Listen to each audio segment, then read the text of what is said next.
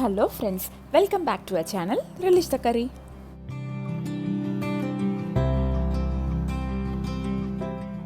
இன்னைக்கு எபிசோடில் நம்ம பார்க்க போகிற ஸ்பெஷல் ரெசிபி பன்னீர் ஸ்டஃப்ட் பராத்தாஸ். இந்த பராத்தாவை எவ்வளோ சாஃப்டாக பண்ணலாம், அப்புறமா ரொம்ப நேரம் ஆனாலும் இந்த சாஃப்ட்னஸ் மாறாமல் இருக்கிறதுக்கு நம்ம என்ன பண்ணணும், இதை பர்ஃபெக்டாக குக் பண்ணுறதுக்கான நிறைய டிப்ஸ் நான் இந்த வீடியோவில் நான் உங்களோட ஷேர் பண்ணுறேன். இதுவரை நம்ம சேனலை நீங்கள் சப்ஸ்கிரைப் பண்ணலைன்னா கீழே இருக்கிற சப்ஸ்கிரைப் பட்டனை ப்ரெஸ் பண்ணுங்கள், கூடவே அந்த பெல் ஐக்கானையும் ப்ரெஸ் பண்ணுங்கள். நான் புதுசாக வீடியோஸ் போடும்போது உங்களுக்கு நோட்டிஃபிகேஷன்ஸ் வரும். வாங்க இப்போ ரெசிபிக்குள்ளே போகலாம். ஃபஸ்ட்டு ஒரு பெரிய பவுலில் 3 கப் கோதுமை மாவு நான் எடுத்துக்கிறேன்.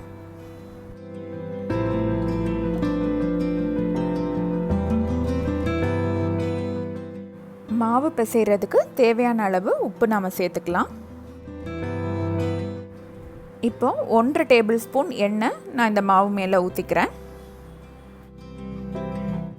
நல்ல சாஃப்டாக பராத்தா பண்ணுறதுக்கு மெயினாக உள்ள டிப்பே நம்ம மாவு ரொம்ப சாஃப்டாக பிசைஞ்சுக்கணும். அதுக்கு உடனே நம்ம தண்ணி ஊற்றக்கூடாது. இந்த மாதிரி எண்ணெய் மட்டும் பிசைஞ்சு இப்படி ஒரு பிரெட் க்ரம்ஸ் மாதிரி வரும், அந்த அளவுக்கு நம்ம இதை ஃபஸ்ட்டு பிசைஞ்சுக்கணும். அதுக்கப்புறமா கொஞ்சம் கொஞ்சமாக நம்ம தண்ணி ஊற்றிக்கலாம். இப்போது இந்த ஸ்டேஜில் நான் கொஞ்சமாக தண்ணி விட்டுக்கிறேன். ரொம்ப ஹாட் வாட்டர்லாம் இல்லை, வார்ம் வாட்டர் தான் நான் விடுறேன். இன்னொரு டிப் பார்த்திங்கன்னா, மொத்தமாக தண்ணி விட்டு நம்ம பிசைஞ்சிடக்கூடாது. கொஞ்சம் கொஞ்சமாக தண்ணி சேர்த்து பிசையும் போது தான் மாவோடு அந்த தண்ணி கலந்து உங்களுக்கு அந்த மாவு நீங்கள் விரவும் போதே அது ரொம்ப ஒரு சாஃப்ட் டெக்ஸ்சர் வரும். உங்களுக்கு பராத்தாஸும் ரொம்ப சாஃப்டாக வரும். இதே மெத்தடில் பண்ணிங்கன்னா கண்டிப்பாக உங்கள் பராத்தா சாஃப்டாக தான் வரும். இப்படி மாவு பிசையும் போது உங்கள் உள்ளங்கை வச்சு ப்ரெஸ் பண்ணி பிசைஞ்சிங்கன்னாலும் பராத்தாஸ் கொஞ்சம் சாஃப்டாக வரும். இப்போ நாம் ப்ரிப்பேர் பண்ண மாவே ரொம்ப சாஃப்டாக தான் வந்திருக்கு. ஸோ கண்டிப்பாக நம்ம பராட்டாவும் சாஃப்டாக தான் வரப்போகுது. இதை ஒரு 15 மினிட்ஸ் நம்ம ரெஸ்ட் பண்ணுவோம். மீன்வைல் நம்ம பன்னீர் ஸ்டஃபிங்க்கு என்னெல்லாம் பண்ணுவோங்கிறத பார்க்கலாம். ஸ்டஃபிங்காக நான் ஒரு 200 கிராம்ஸ் பன்னீரை நல்லா கிரேட் பண்ணிக்கிறேன்.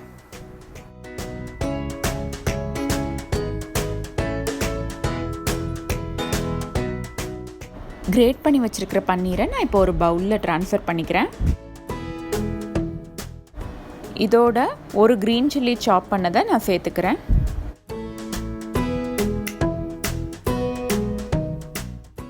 நல்ல ஃபைனாக சாப் பண்ணி வச்சுருக்கிற ஆனியன் கொஞ்சம் சேர்த்துக்கிறேன்.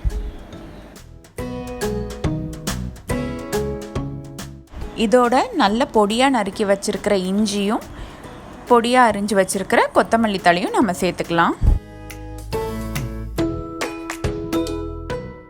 இதோட 1/2 டீஸ்பூன் மிளகாய்த்தூள், 1/2 டீஸ்பூன் கரம் மசாலா நான் சேர்த்துக்கிறேன்.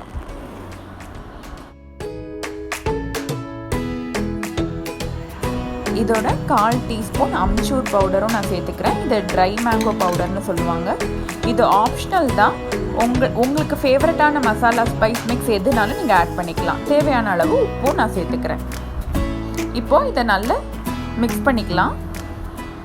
இந்த பன்னீர் மசாலா மிக்ஸ் பார்த்திங்கன்னா ட்ரையாக தான் இருக்கணும்.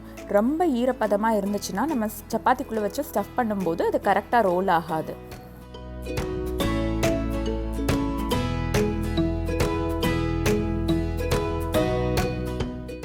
நம்ம விரவி வச்சுருந்த மாவை அதிலிருந்து ஒரு உருண்டை நான் எடுத்துருக்கிறேன். இதை தான் நம்ம இப்போ பன்னீர் ஸ்டஃப் பண்ணி ரோல் பண்ண போகிறோம். ஸ்டஃபிங் ஃபில் பண்ணுறதுக்கு முன்னாடி ஒன்று மட்டும் ஞாபகம் வச்சுக்கோங்க, ரொம்ப ஓவர் ஃபில் பண்ணிடக்கூடாது. அப்படின்னா நம்ம பரத்தும் போது இந்த ஃபில்லிங் வெளியே ஷேப் ஒழுங்காக வராது.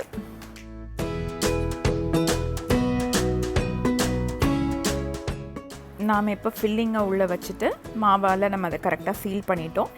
இனி இப்போ இதை நம்ம ரோல் பண்ணிடலாம். ரோல் பண்ணும்போது நம்ம கொஞ்சம் ஈவனாகவே ரோல் பண்ணிக்கலாம்.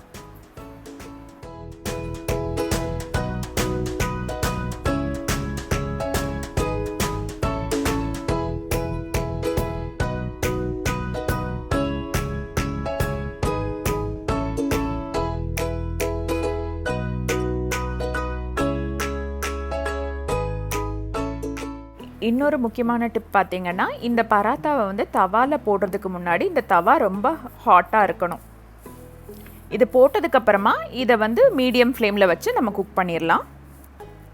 ஒரு நிமிஷத்தில் லைட்டாக பபிள்ஸ் வர மாதிரி ஸ்டார்ட் ஆன உடனே நெய் நான் வந்து மேலே லேசாக தடவிக்கிறேன். நம்ம திருப்பினப்புறம் பார்த்தீங்கன்னா அடி சைடும் நல்லா கோல்டன் ப்ரௌன் ஆயிருக்கு. ஸோ இந்த சைடும் குக் ஆகட்டும். 2 சைடும் இப்போ ரொம்பவே நல்லா குக் ஆயிருக்கு. இதை நம்ம இனிமேல் சர்வ் பண்ணிடலாம். மற்ற பராத்தாஸும் இதே மாதிரி நம்ம குக் பண்ணி எடுத்துக்கலாம். பராத்தா குக் ஆகிட்டு இருக்கும்போது இந்த மாதிரி ஸ்பேச்சுலா வச்சு நம்ம அப்பப்போ ப்ரெஸ் பண்ணி விட்டுக்கலாம். ஸோ தட் அது ஈவனாக குக் ஆகும். அதுக்கு தான் இந்த ஒரு டிப்பு.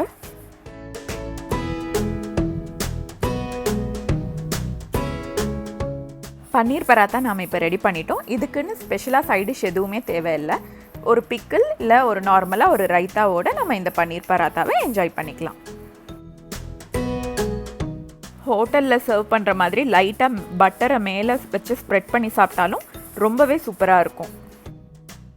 இது பிரேக்ஃபாஸ்ட் ஆகட்டும், லஞ்சுக்காகவோ இல்லை டின்னருக்காகவோ எதுக்குனாலுமே இது ஒரு பெஸ்ட் ஃபில்லிங்கான ரெசிபி. ஸ்பெஷலாக லஞ்ச் பாக்ஸுக்கு இது ஆப்டான ஒரு ரெசிபி. ஏன்னா ஒரு 5 to 6 hours வரைக்கும் உங்களுக்கு இது ரொம்ப சாஃப்டாகவே இருக்கும். இந்த பன்னீர் பராத்தா ரெசிபி கண்டிப்பாக உங்களுக்கு பிடிச்சிருக்கும்னு நம்புகிறேன். இந்த டிப்ஸ் எல்லாம் யூஸ் பண்ணி நம்ம பராத்தா பண்ணால் கண்டிப்பாக பராத்தா ரொம்ப சாஃப்டாக வரும். இதை செஞ்சு பார்த்துட்டு உங்களுக்கு இது எப்படி வந்திருக்குன்னு எனக்கு சொல்லுங்கள். இதே மாதிரி வேறு நிறைய இன்ட்ரெஸ்டிங் ரெசிபீஸுக்கு மறக்காமல் நம்ம சேனலில் சப்ஸ்கிரைப் பண்ணுங்கள். உங்கள் ஃப்ரெண்ட்ஸோட ஷேர் பண்ணுங்கள், லைக் பண்ணுங்கள், கமெண்ட் பண்ணுங்கள். தேங்க்ஸ் ஃபார் வாட்சிங் ரெலிஷ் த கரி. தேங்க்யூ.